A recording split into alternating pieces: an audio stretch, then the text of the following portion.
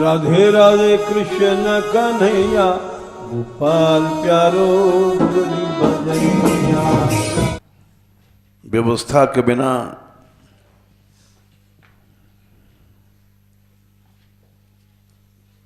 जैसे ब्रह्मा जी ने स्वयं भगवान से पूछा था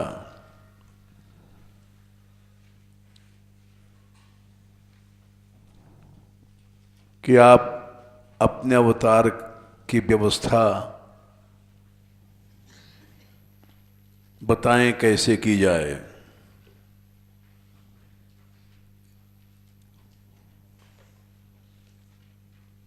भगवान ने कहा, ब्रह्मा जी 10 कोटि को एक अर्बुद कहा गया।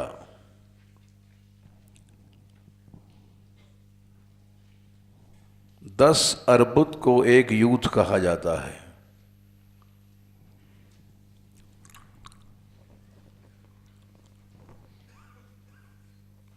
कुछ यूथ तो गोलोकवासिनी हैं, कुछ यूथ द्वारपालिका हैं।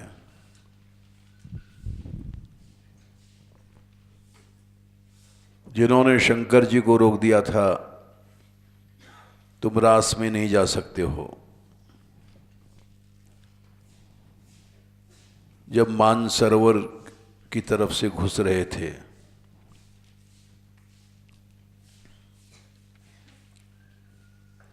कुछ श्रृंगार साधनों की व्यवस्था करने वाली हैं।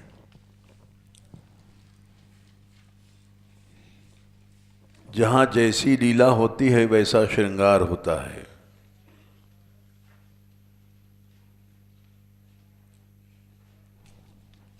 कुछ शैया संभालने वाली होती हैं।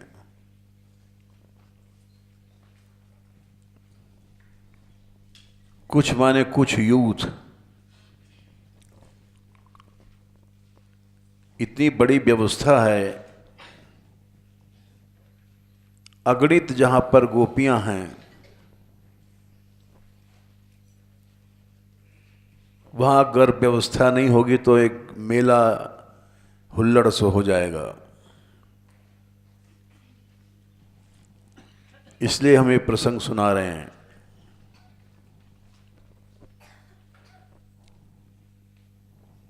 किसी भी कार्य को किया जाए व्यवस्था से किया जाए। 10 करोड़ का एक अर्बुद, 10 अर्बुद का एक यूथ।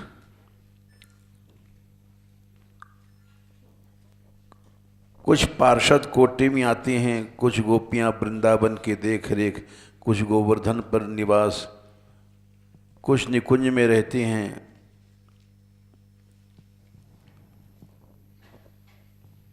तो इसलिए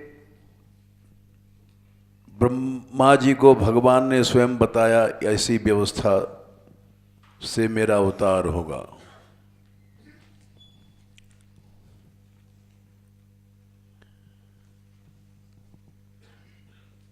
ब्रज में 8, 16 और 32 सखियों के भी यूथ हैं। जैसे जो श्रुतियां हैं, वेद की ऋचाएं, उनका यूथ। मुनियों की पत्नियां, अयोध्या की महिलाएं, जनकपुर की नारियां, कौशल देश की निवासिनियां, पुलिंद कन्याओं का यूथ।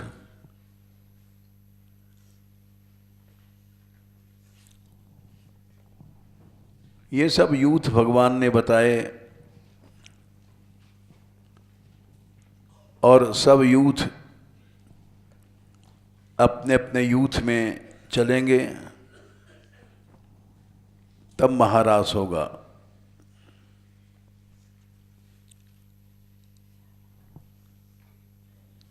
हमको व्यवस्था तो आती भी नहीं भाई, लेकिन इतना जानते हैं कि 1-2 साल से यात्रा व्यवस्थित चल रही है, क्योंकि व्यवस्था करने वाले कुछ अच्छे आ गए हैं।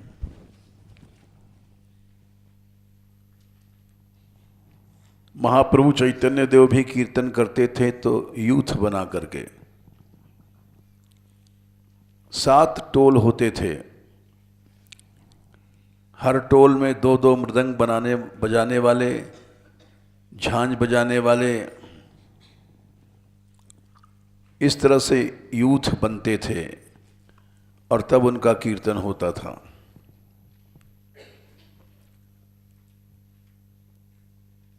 तभी रस आता है। हमारे यहाँ भी 70 लड़के रह चुके हैं, लेकिन व्यवस्थित नहीं थे।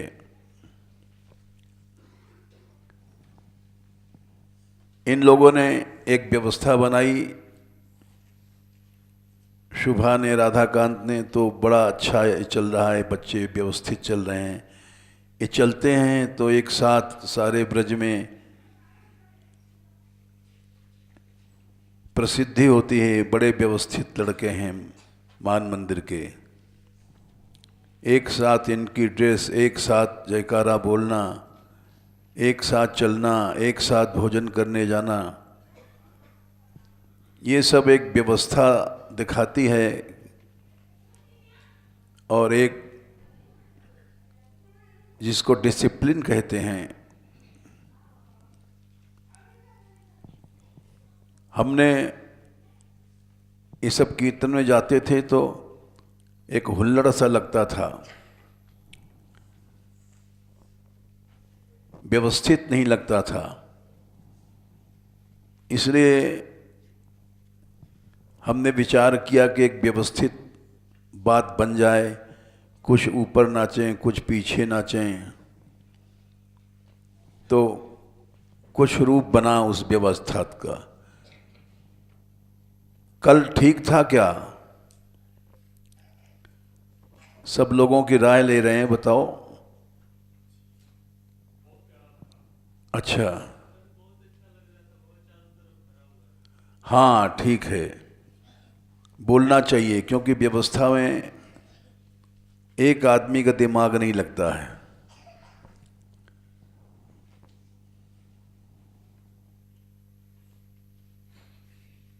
जिसने भी व्यवस्था कल बनाई, वो दोनों तरफ जो पत्थर की कुर्सियां हैं उसके बीच में भी हम सोचते थे कि पट्टियां दोहरी तेहरी करके डाल दी जाएं, लोग पीछे बैठें तो आगे भी जगह रहेगी। तो कुछ बिछाया था तुम लोगों ने? हाँ हाँ, तो उस व्यवस्था के लिए गद्दे मंगाए जाएं या क्या किया जाए, ये विचार करो, जिसमें कि नृत्य वालों को भी सुविधा रहे, बाहर से आने वाले देखने वालों को भी सुविधा रहे। ये तुम लोग स्वयं सोचो। कल अच्छी व्यवस्था थी, ये हमने अनुभव किया। छोटी मोटी कमियां थीं, जैसे जो बच्चे ऊपर मंच में नाचते हैं वो कुछ ज़्यादा आगे आ जाते हैं, तो उसमें कीर्तन में बैठने वाले जैसे भक्ति को पीछे भागना पड़ा, हटना पड़ा। तो इनकी एक सीमा होनी चाहिए, क्योंकि आगे नरसिंह दास वगैरह आएंगे तो कहाँ बैठेंगे। ये छोटी सी बातें हैं व्यवस्था के बारे में। और उससे एक फायदा रहा, व्यवस्था से सबको जगह मिलती है नृत्य की, सामने भी बहुत अच्छा लग रहा था।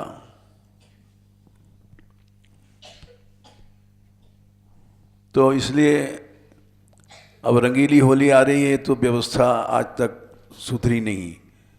लोग खड़े हो जाते हैं तो कुछ बैठो बैठो हल्ला मचाना पड़ता है।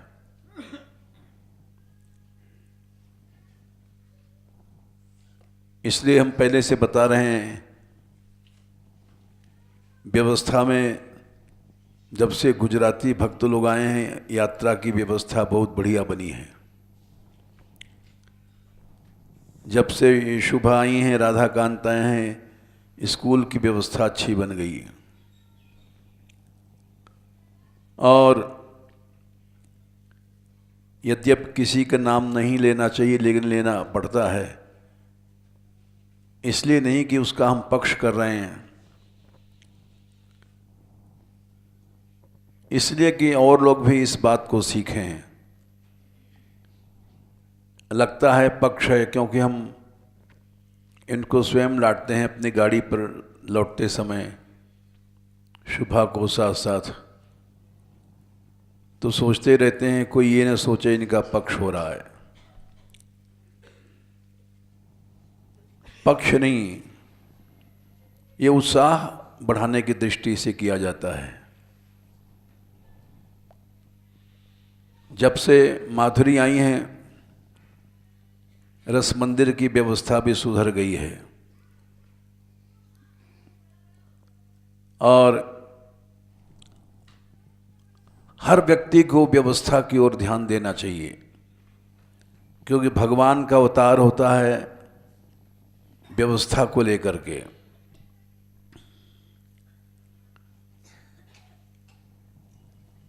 अवतार की व्यवस्था भगवान ने किया,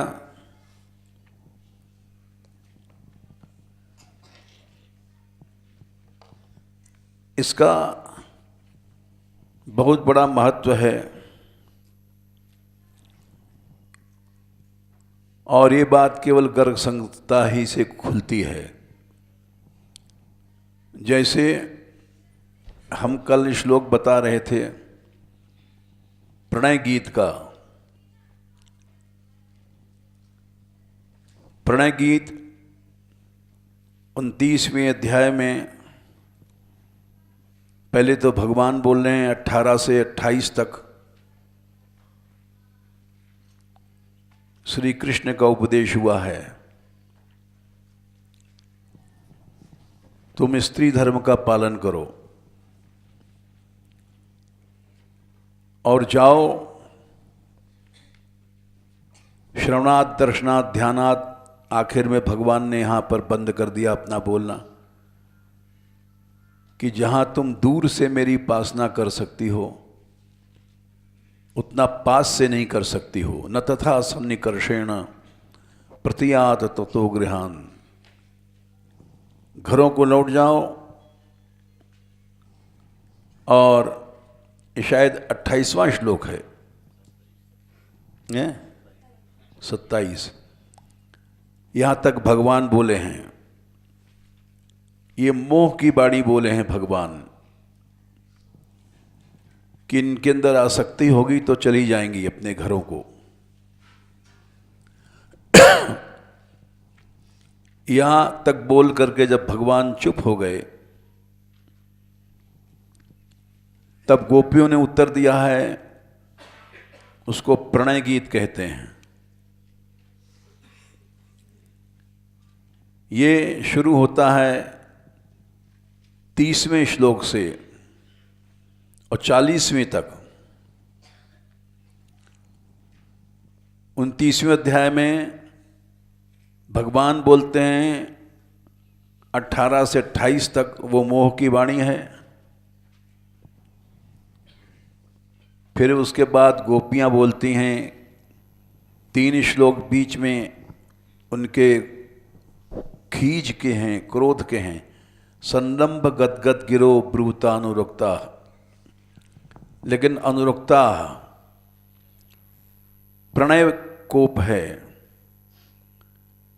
इसीलिए मान में भी मूल में प्रणय होता है। इस एक शब्द से पता पड़ता है। संरंभ क्रोध होता है, आवेश होता है, लेकिन अनुरक्ता होता है, प्रणय मान है। बोलती हैं और 40वें श्लोक तक बोलती हैं। 40वां श्लोक है, गोपियां कहती हैं कौन सी स्त्री है त्रिलोकी में, सब महाशक्तियां आ गईं। चाहे सरस्वती, चाहे पार्वती, चाहे लक्ष्मी,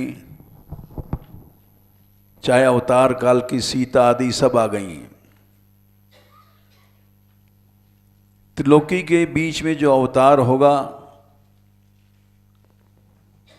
या जो महाशक्तियां हैं वो भी आपके इस रूप सम्मोहन से बच नहीं सकती हैं। ये निर्णय कर दिया उन्होंने और उससे सम्मोहित होकर के आर्यचरित, वैदिक मर्यादा, धर्म मर्यादा, ये सब आर्य लोग पालन करते हैं, वो छोड़ देगी। लक्ष्मी है नारायण को छोड़ देंगी, पार्वती शंभू को छोड़ देंगी, सरस्वती ब्रह्मा को छोड़ देंगी। ये खुला अर्थ है। यद्यप इतना खुला कहना नहीं चाहिए क्योंकि लोग समझ नहीं पाएंगे, लेकिन गोपियों ने कहा है का एक वचन है, ऐसे एक भी स्त्री नहीं है त्रिलोकी में जो आपके रस से, रूप से, गुणों से मोहित होकर के आर्यचरित न छोड़ दे। आर्यचरित क्या है? जो आपने कहा है कि भर्तु शुष्णम स्त्रीणाम परो धर्मो है माया,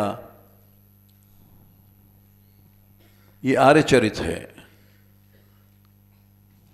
लेकिन मैं ये कहती हूं, गोपियां बोली कि इस त्रिलोकी में जितने अवतार हुए हैं या जितनी महाशक्तियां हैं, इसमें एक भी ऐसी नहीं है जो कि आपके रूप सम्मोहन से, रस सम्मोहन से, गुण सम्मोहन से मोहित होकर के और आर्यचरित न छोड़े, अर्थात अवश्य छोड़ देगी।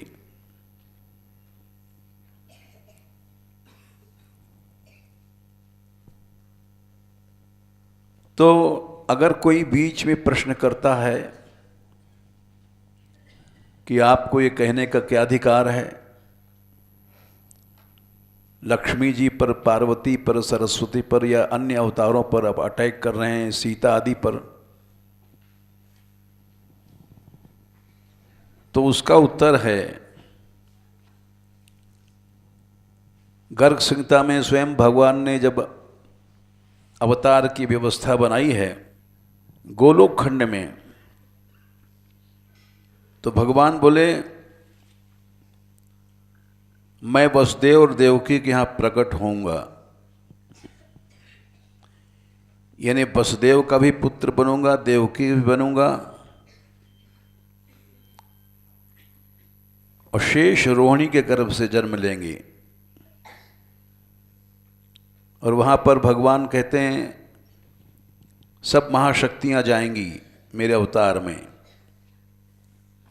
श्री साक्षात रुक्मिणी, भैष्मी, शिवा, जाम्बवती तथा हिंदी में सुना देते हैं अर्थ। श्री मने लक्ष्मी, रुक्मिणी बनेंगी भीष्मक की पुत्री, इनका नाम रुक्मिणी होगा। और पार्वती जाम्बवती बनेंगी। ये सब महाशक्तियां हैं, भगवान के साथ उनको रिझाने के लिए, रस प्राने के लिए आती हैं। कास्त्रंगते का उत्तर है ये। कोई भी पूछ सकता है, उसका सही उत्तर यही है कि त्रिलोकी में ऐसी कोई शक्ति नहीं है। तुलसी सत्या बनेगी, पृथ्वी सत्यभामा बनेगी, यज्ञ पुरुष यज्ञावतार हुआ है, उसमें दक्षिणा उनकी स्त्री थी, शक्ति थी, वो भी लक्ष्मणा बनेंगी। जैसे कोई प्रश्न कर सकता है अन्य अवतारों के ऊपर आप क्यों कह रहे हैं,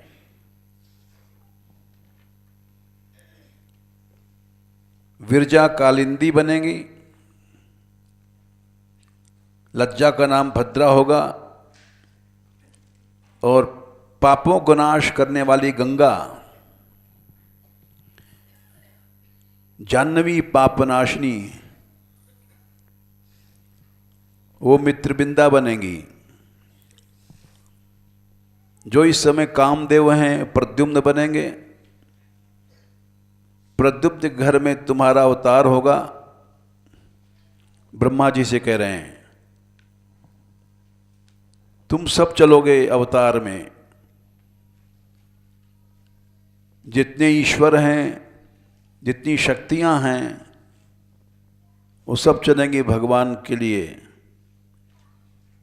जैसे राष्ट्रपति आता है तो कलेक्टर वेलेक्टर सब पीछे पीछे आते हैं।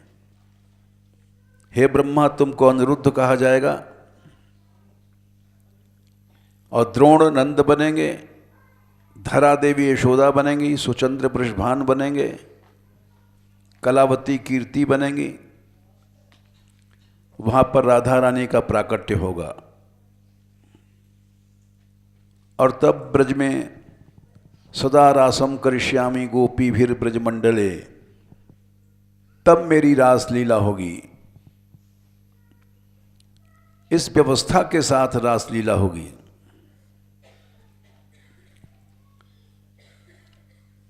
भूमौ कीर्तिरिति ख्याता तस्याम राधा भविष्यति, तदा रासम करिष्यामि गोपीभिर ब्रजमंडले। कोई अगर कहता है कि राधा रानी नहीं है, राधा रानी हैं, इसका प्रमाण ये श्लोक है। उनके बिना रास नहीं हो सकता। पहले से व्यवस्था बन गई है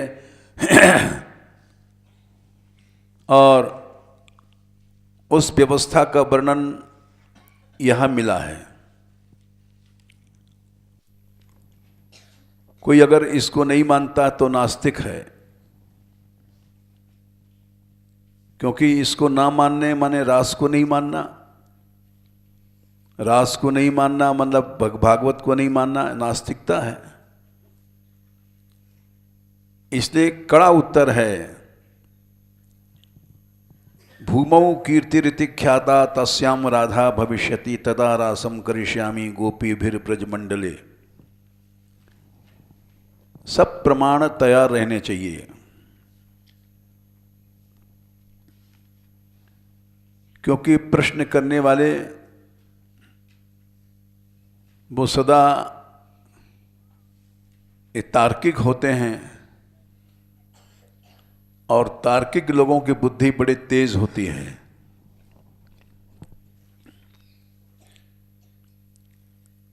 फिर भगवान बोले,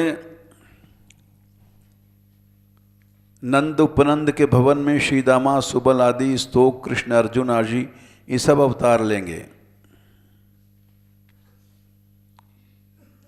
विशाल ऋषभ तेजस्वी देवप्रस्थ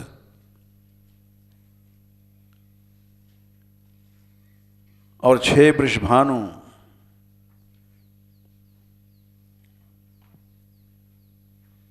ये सब अवतार लेंगे।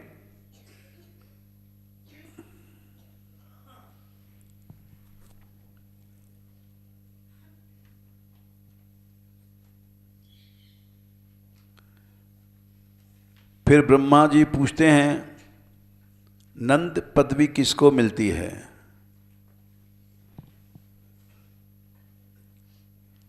और वृषभान पदवी किसको मिलती है? उपनंद के लक्षण क्या हैं?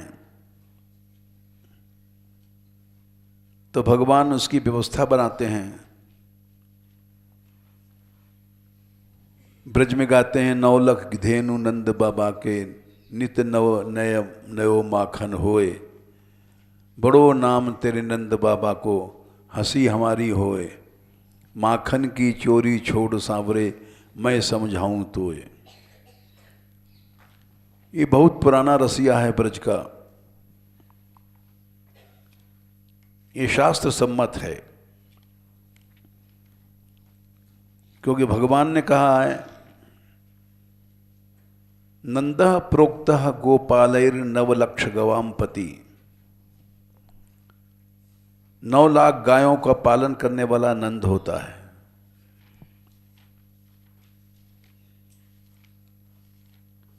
और 5 लाख गायों का पालन करने वाला उपनंद।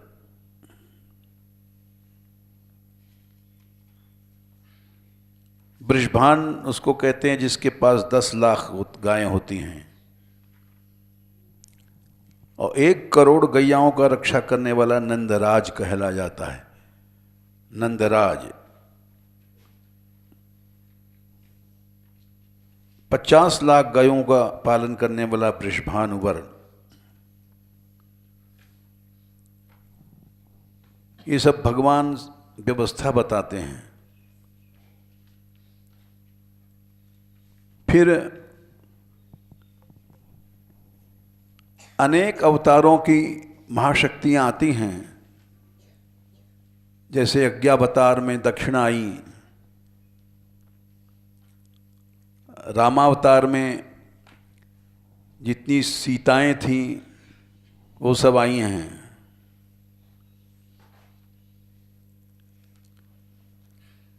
और 6 यूथ आए हैं, सुराणाम रक्षणार्थाय राक्षसानाम वधाय च त्रेतानाम रामचंद्रो अभूत वीरो दशरथात्मजः। भगवान ब्रह्मा से बोलते हैं रामचंद्र हुए थे त्रेता में। सीता स्वयं परम गत्वा धनुर्भंगम चकार सह वह जानकीं सीताम रामो राजीव लोचनः। उनके रूप को देख करके मिथिला की सब नारियां मोहित भईं।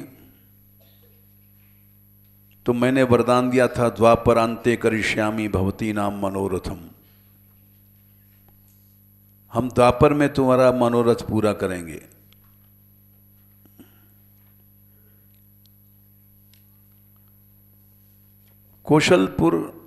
कौशल बने अयोध्या जनपद, उनसे भी कहा था ब्रजे गोप्यो भविष्यथ। फिर अयोध्या की नारियां, इस तरह से सारे यूथ आए हैं रामावतार के। और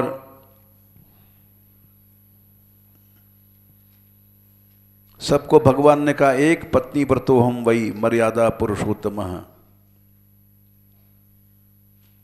राम जी ने कहा था इस समय तो एक पत्नी व्रत हूँ, मर्यादा पुरुषोत्तम हूँ, तुम सबका द्वापर में ही मनोरथ पूरा होगा। यज्ञ सीता समूहो भूत मंदिरे राघवस्य च। जितने यज्ञ राम ने किए थे उतनी सीताओं की प्राण प्रतिष्ठा हुई,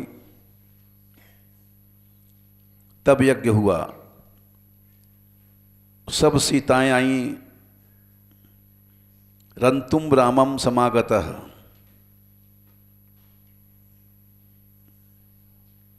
तो उन लोगों ने कहा कि हे राम, तुम हमसे रमण क्यों नहीं करते हो? कथम चास्मान न घृणासी। अपना काम तो बना लिया तुमने अर्धांगी यज्ञ के समय,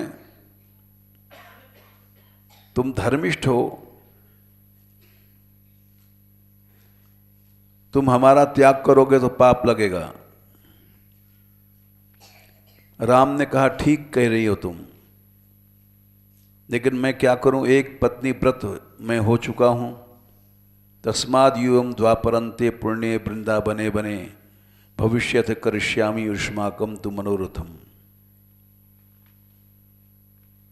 इसलिए भगवान ब्रह्मा से बोले सारी सीताएं गोपिका बन के आएंगी।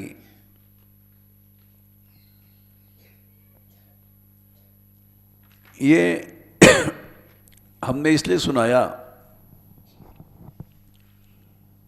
कि कोई भी काम व्यवस्था के बिना नहीं होता है।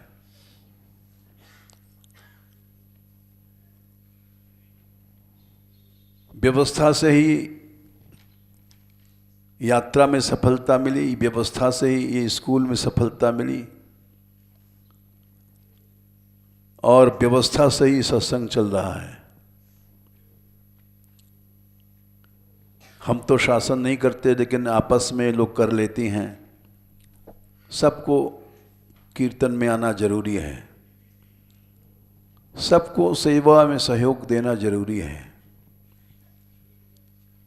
ये क्या है? व्यवस्था है। एक व्यक्ति व्यवस्था बिगाड़ देता है। इसलिए कहा गया है, एक मछली तालाब गंदा करती है।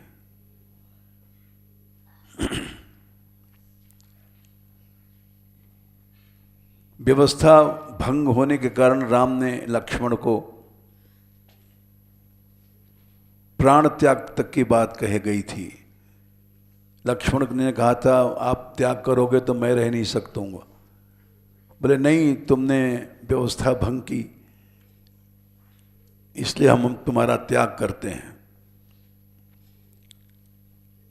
दुर्वासा प्रसंग ये है कि लक्ष्मण का त्याग किया उन्होंने। क्यों किया? राम का नाम है मर्यादा पुरुषोत्तम। मर्यादा के पीछे उन्होंने सब कुछ त्याग कर दिया। स्नेहम दयाम च सौख्यम च यदि वा जानिकीम अपि आराधनाय लोकस्य मुंचतो नास्ति मे व्यथा। सीता को भी छोड़ना पड़े तो मैं छोड़ दूंगा।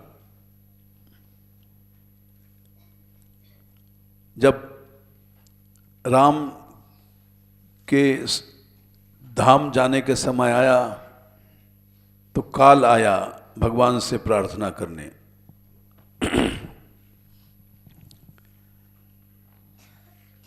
क्योंकि भगवान का ही स्वरूप है काल। भगवान उस नियम को स्वयं नहीं तोड़ते हैं, समय पर लीला करते हैं, समय पर चले जाते हैं। सृष्टि का नियम भगवान पालन करते हैं। इसलिए ग्रंथ साहब में लिखा है सिखों के, राम गया रावण गया। इस संसार का नियम है, राम ने भी पालन किया, रावण ने भी पालन किया। लेकिन वो अपनी इच्छा से गए।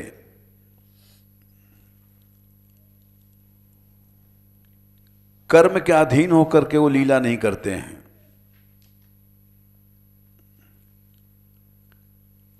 अपनी इच्छा से आते हैं, अपनी इच्छा से जाते हैं, लेकिन मर्यादा का पालन करते हैं।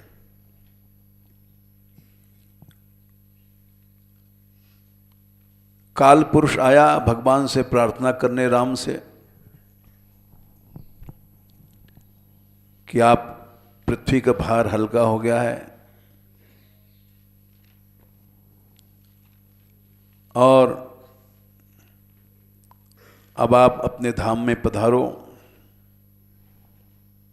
तो उस समय भगवान राम ने कहा था, लक्ष्मण बाहर पहरे पर खड़े हो जाओ, कोई आने न पावे, क्योंकि सबको तब पता पड़ जाएगा हम जा रहे हैं तो बड़ी व्यवस्था बिगड़ेगी। और जब जाना होगा हम अपने आप विमान पर सबको साथ ले गए, लेकिन अभी से ठीक नहीं कहना। और देखो, यदि तुमने ढील किया तो हम त्याग कर देंगे तुम्हारा। दुर्वासा आए, वहां पर दरवाजे पर लक्ष्मण खड़े थे। लक्ष्मण, मुझे राम से मिलना है।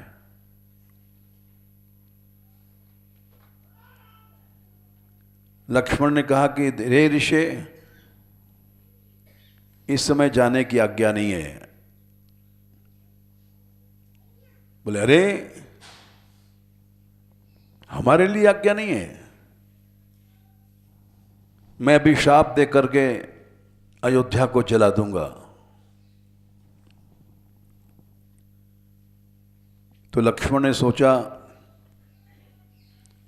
अयोध्या जले तो ठीक नहीं है, इससे अगर हम ही विरह की अग्नि में जल जाएंगे तो ठीक है। वो हट गए, बोले ऋषि आप जाइए, आपके जाने का ये फल होगा कि मेरा त्याग हो जाएगा। लेकिन दुर्वासा तो दुर्वासा ही है।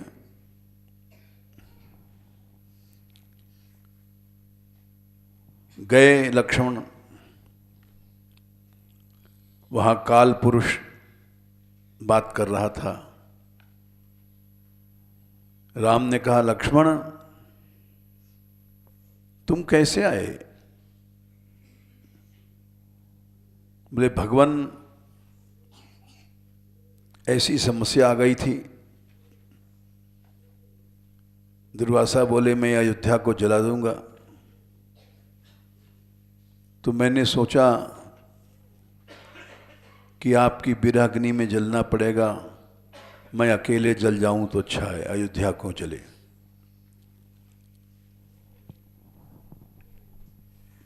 कह करके लक्ष्मण चले गए स्वयं कि राम की प्रतिज्ञा पूरी होनी चाहिए। रामो द्विर्नाभिभाषते, वाल्मीकि रामायण में लिखा है राम किसी बात को दोबारा नहीं कहते हैं। एक बार कह दिया तो कह दिया। प्राण जाए पर बचन न जाई, रघुकुल रीत सदा चली आई। और लक्ष्मण प्रणाम करके चले गए, सरजू जी में जाकर जल समाधि ले लिया। शेषावतार थे, नीचे चले गए शेष रूप से पृथ्वी के नीचे।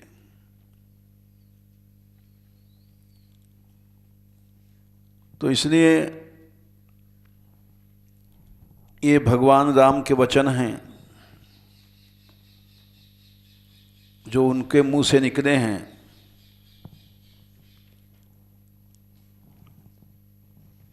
कि तुम सब गोपी बनो और वृंदावन में चलो, वहां रास में हम तुम्हारी इच्छाएं पूरी करेंगे।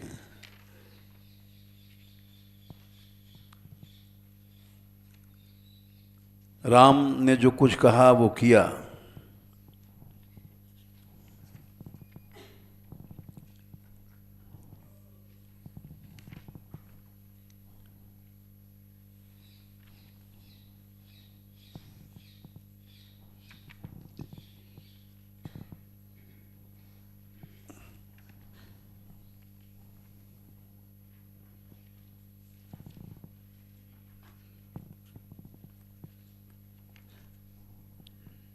स्वयं राम के वचन हैं।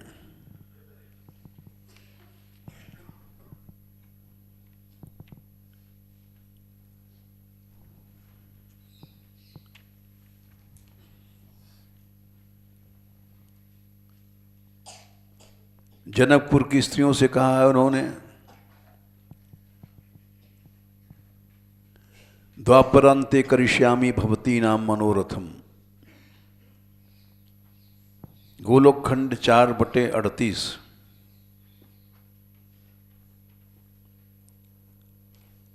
कौशल की नारियों से कहा है ब्रजे गोप्यो भविष्यथ।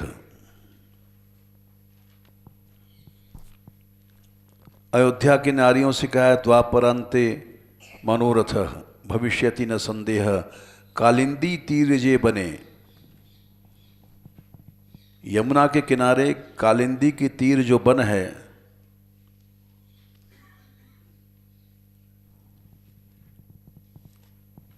तो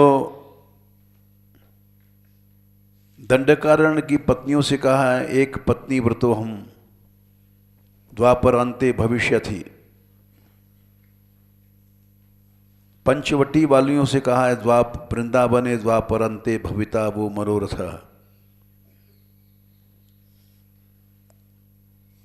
वहाँ भगवान ब्रह्मचारी बन करके गए हैं, उनको तपस्या कर रहे थे।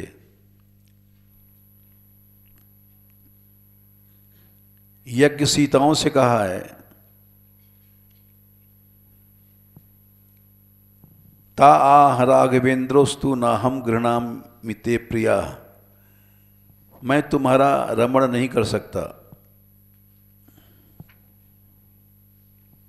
तब उन्होंने कहा है कि एक पत्नी व्रतो हम द्वापरंते पुण्य वृंदावने बने भविष्यथ करिष्यामि युष्माकम तु मनोरथम।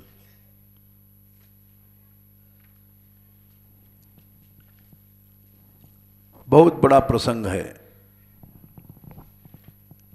ये हमने इसलिए बताया कि जो प्रणय गीत का 40वां श्लोक है, कास्त्रंगते, त्रिलोकी में ऐसी कोई महाशक्ति या स्त्री, चाहे अवतार काल की हो, चाहे महाशक्ति हो, चाहे पार्वती हो, चाहे सरस्वती हो, वो आर्यचर्य छोड़ देगी। लक्ष्मी ने चतुर्भुज रूप भगवान का ही है, लेकिन छोड़ दिया। दो भुज वाले कृष्ण की उपासना की है। श्री रथ पदरजरह चकमे तुलस्या, लब्ध्वापि वक्षसि पदम किले भृत्य जुष्टम, यस्या स्ववीक्षण कृतेन्य सुर प्रयासस् तद्वयम च त्वत्पादरजः प्रपन्ना।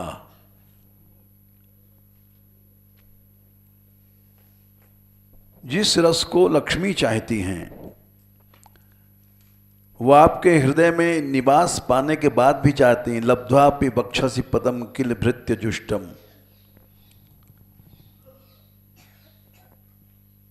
वक्षस्थल पर लक्ष्मी जी का निवास है, लेकिन फिर भी वो वहां अतृप्त हैं। इससे वृंदावन रस की महिमा प्रकट होती है कि लक्ष्मियां महालक्ष्मी बनने के बाद भी अतृप्त हैं वृंदावन रस के बिना।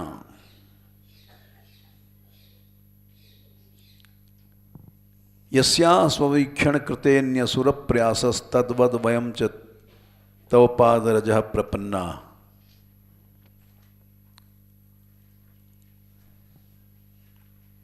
तो ये महारास, इसीलिए इस महारास में प्रणय गीत में घोषणा किया, ऐसी कोई आज तक त्रिलोकी में नारी न हुई, न है, न होगी।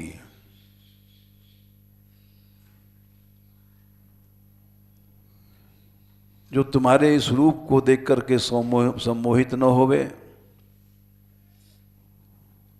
आर्य चरित न छोड़ दे। अर्थात छोड़ना पड़ता है, छोड़ना पड़ेगा। तो फिर हमारा क्या दोष है? जहां महाशक्तियों में सामर्थ्य नहीं है, अवतार काल के यज्ञ दक्षिणा और सीता आदि में सामर्थ्य नहीं है,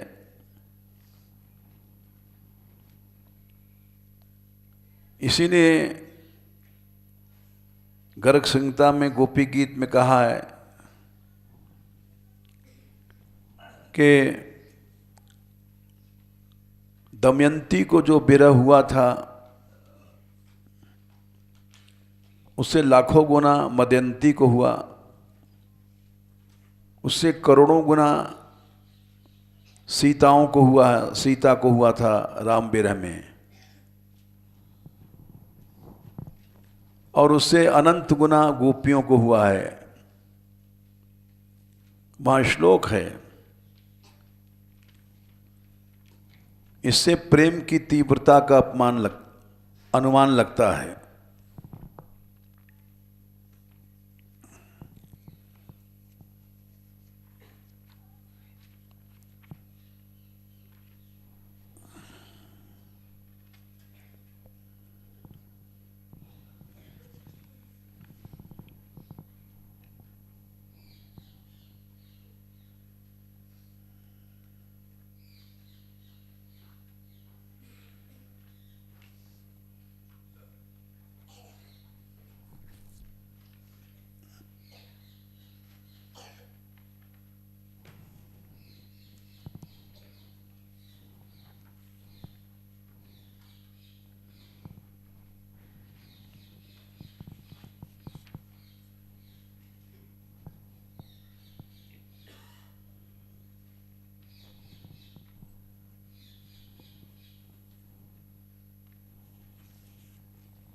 है श्लोक संख्या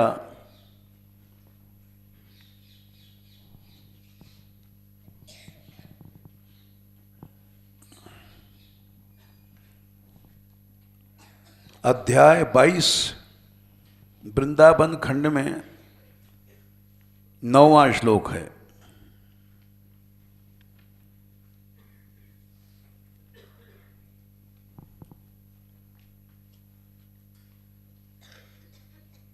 मदयंती को जो विरह का पीड़ा हुई उससे 1000 गुना दमयंती को हुआ, उससे करोड़ गुना तस्मात् तु कोटि गुणितम जनकात्मजाया, जना की पुत्री सीता को हुआ, और उससे अनंत गुना हम गोपियों को हो रहा है।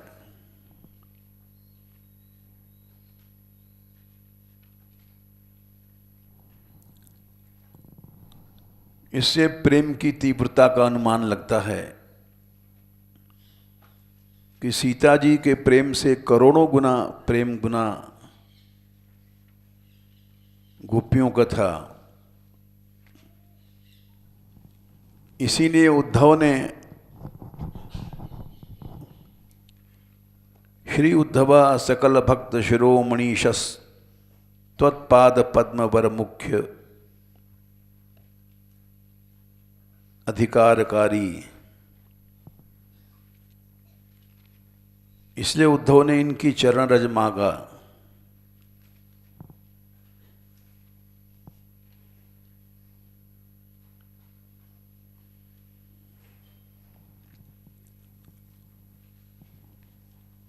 ये हमने इसलिए कहा कि ऐसा प्रेम आज तक कभी हुआ ही नहीं। कास्त्रंगते, न महाशक्तियों में न अवतार काल में, यज्ञादि अवतार रामादि अवतार में भी नहीं हुआ ऐसा प्रेम। जब ऐसा प्रेम नहीं है तो ऐसा रस कहां से होगा।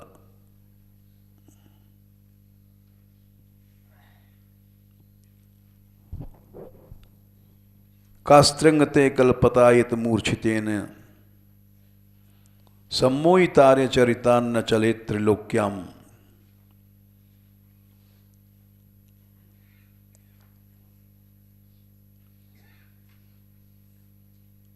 त्रैलोक्य सौभगमिदम च निरीक्य रूपम।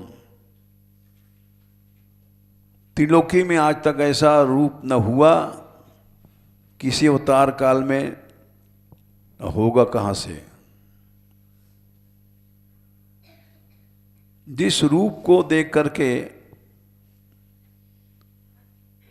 साधारण स्त्री नहीं, गो द्विज द्रुम गैया वो प्रेम से अश्रुपात सात्विक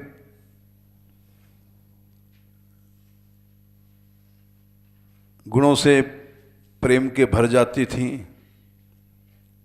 द्विज पक्षी भी और मृग मन हिरण भी प्रेम के भावों से भर जाते थे। यद गो द्विजद द्रुम मृगा, सात्विक भाव क्या है? अश्रु, पुलक, रोमांच आदि। द्रुम पेड़ों में आ जाते थे। जिस पेड़ के पास से श्री कृष्ण निकलते थे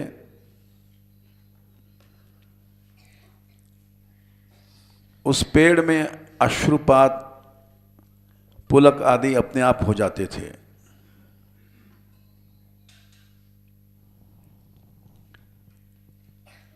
यद गो द्विजद द्रुम मृगा, हिरण हिरणी आदि सब चार आचार सब उसी प्रेम से भर जाते थे। यानी इनको प्रेमानुभूति होती थी। प्रेम से भरने का मतलब उस रस से भर जाते थे, उस रस की अनुभूति करते थे। ऐसा नहीं कि पेड़ हैं तो जैसे ये पेड़ हम देखते हैं ऐसे नहीं हैं।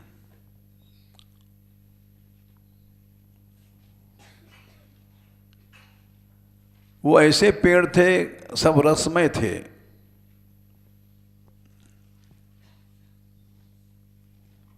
इसलिए उद्धव ने कहा, आसाम हो चरण रेणु जुषाम हंस्याम वृंदावने किमपि गुल्मलतौषधी नाम। वृंदावन में कोई छोटे मोटे पिया बांस वगैरह के पौधा ही बना दो,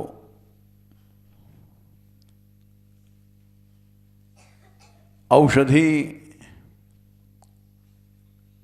जैसे छोटे मोटे पेड़ जो औषधि रूप से काम में आते हैं, पुनर्नवा, ग्वारपाठा आदि, कुछ भी बना दो, सब कुछ रस रूप है। इनको समान रूप से रसानुभूति होती है। ऐसा नहीं कि ये पेड़ हैं तो इनको नहीं होगी।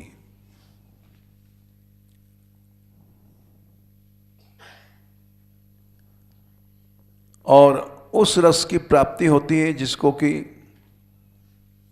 लक्ष्मी चाह रही हैं। लक्ष्मी तक को नहीं हुई आज तक। ऐसा है वृंदावन, ऐसा है ब्रजधाम।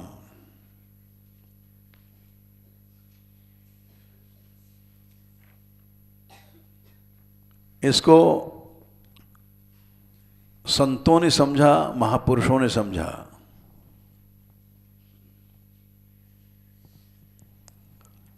हम जड़ बुद्धि के लोग समझ नहीं सकते। हम तो इन पदों को ही नहीं समझ सकते। मुरली धुन बैकुंठ गई, इस पद को हम जैसे लोग समझ ही नहीं सकते।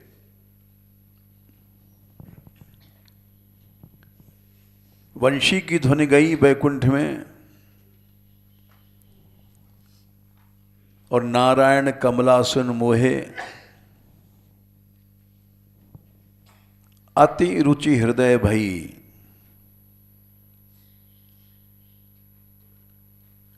भगवान नारायण लक्ष्मी मोहित हो गए। इसीलिए तो गोपियों का कास्त्रिंगते, कोई त्रिलोकी में स्त्री है ही नहीं है। मोहित हो गए नारायण, बोले सुनो प्रिया यह वाणी अद्भुत।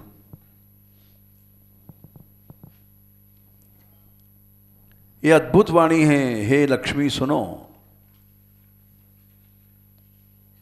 वृंदावन हरि देखो, धन्य धन्य श्रीपद मुख कहे कहे, जीवन ब्रज को लेखो। सारा ब्रज ही दिव्य है, चिन्मय है।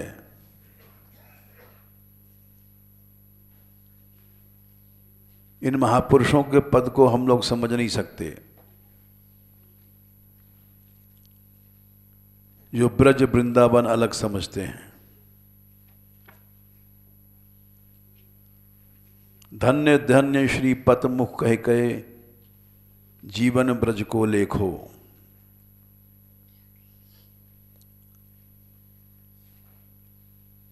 अधिकतर आजकल के रसिक इसी भेद में पड़े हुए हैं, ब्रज अलग वृंदावन अलग।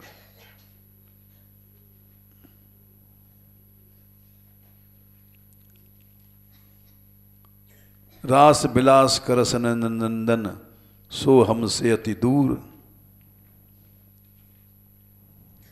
धन्य बन धाम धन्य ब्रज धरणी, उड़ ला गए जो धूर।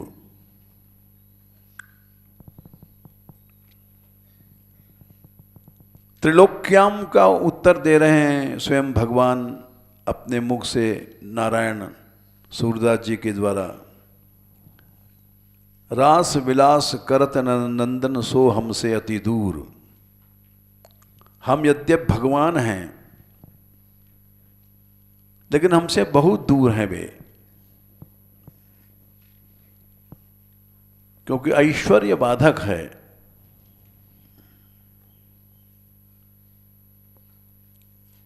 यान ब्रह्मे मेषो रमा देवी दधुर मूर्न्यघनुत्तये, उनका ऐश्वर्य ही अघ है।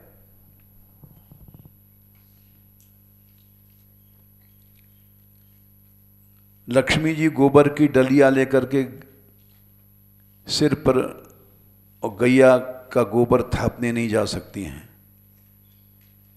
ऐश्वर्य बाधक है उनका।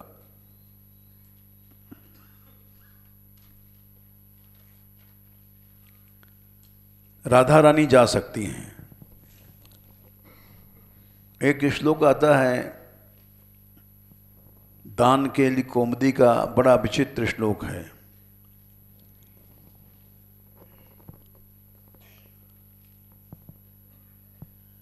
राधा रानी के प्रेम कैसा है।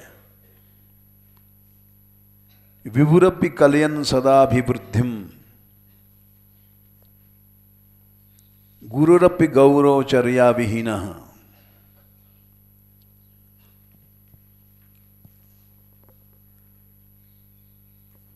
विभु भगवान विभु है, भगवान का प्रेम विभु है, ब्रह्म विभु है। विभु कहते हैं जिससे बड़ा कुछ नहीं। ब्रह्म माने बृंहणत्वात् इति ब्रह्म, जिस सबसे बड़ा है वो ब्रह्म है। जब सबसे बड़ा है तो उसमें वृद्धि हो ही नहीं सकती। वृद्धि माने बढ़ना, बढ़ना तब संभव है जब उसमें कुछ कमी होगी।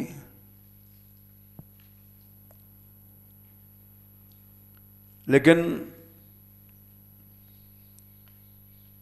ये आश्चर्य है कि भगवान का प्रेम, राधा रानी के प्रेम विभु होते हुए भी सदा बढ़ता रहता है।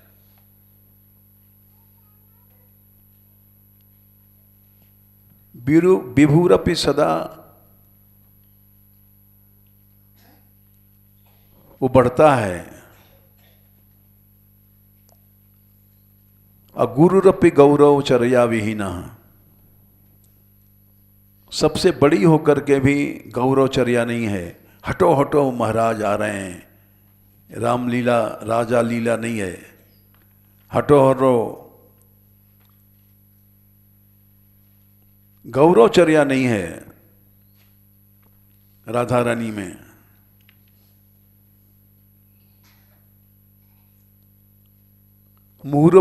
उपचिति वक्रिमापि, प्रेम में हरदमेशा मान होता है। वक्रिमा कहते हैं टेढ़ापन। जिस प्रेम में टेढ़ापन बढ़ रहा है और फिर भी सदा शुद्ध है।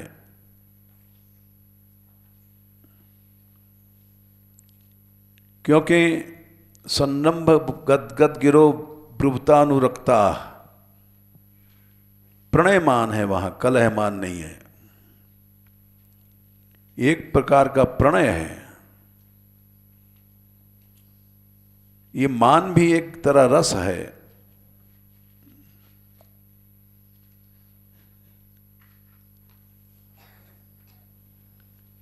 जयति मुरद्विष राधिकानुरागः, मुरद्विष माने कृष्ण में मुर के शत्रु, मुरारी मुर को मारने वाले, उनमें राधिका का अनुराग।